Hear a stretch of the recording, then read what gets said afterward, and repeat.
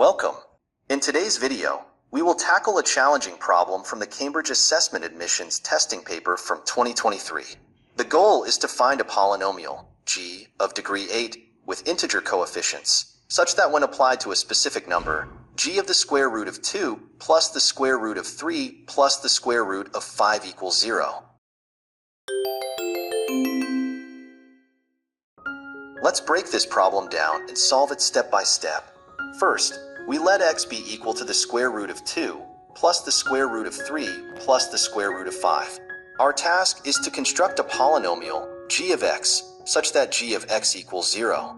We need to systematically eliminate the square roots in this expression to obtain a polynomial equation. We begin by subtracting the square root of 5 from both sides. Next, squaring both sides allows us to simplify the expression further. Expanding both sides gives us x squared minus 2 times the square root of 5 times x plus 5 equals 2 plus 3 plus 2 times the square root of 2 times the square root of 3.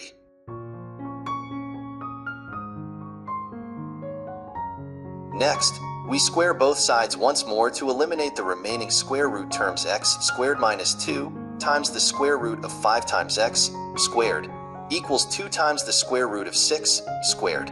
Expanding both sides, we get x to the power of 4 minus 4 times the square root of 5 times x cubed plus 20x squared equals 24. From here, we isolate terms to continue simplifying the equation.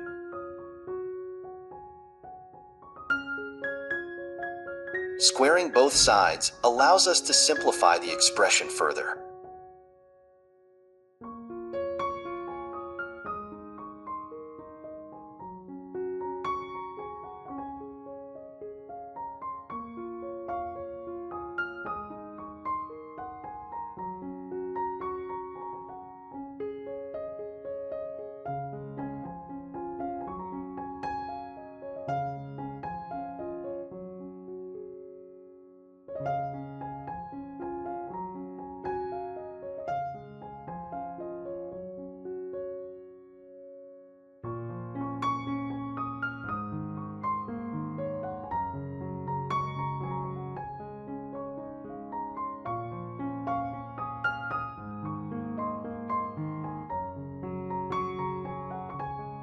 Thus, the polynomial g of x is x to the power of 8 minus 40x to the power of 6 plus 352x to the power of 4 minus 960x squared plus 576.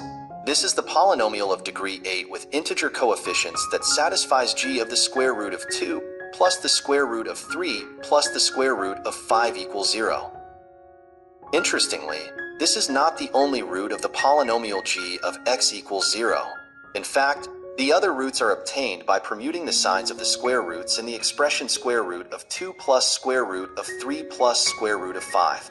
The full set of roots is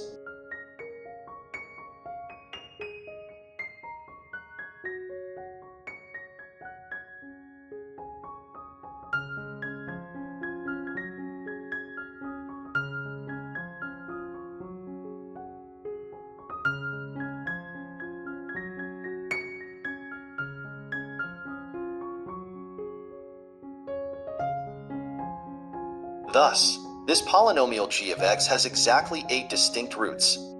Thanks for watching, and I hope you found this solution helpful. Be sure to subscribe for more math problem-solving content, and I'll see you in the next video.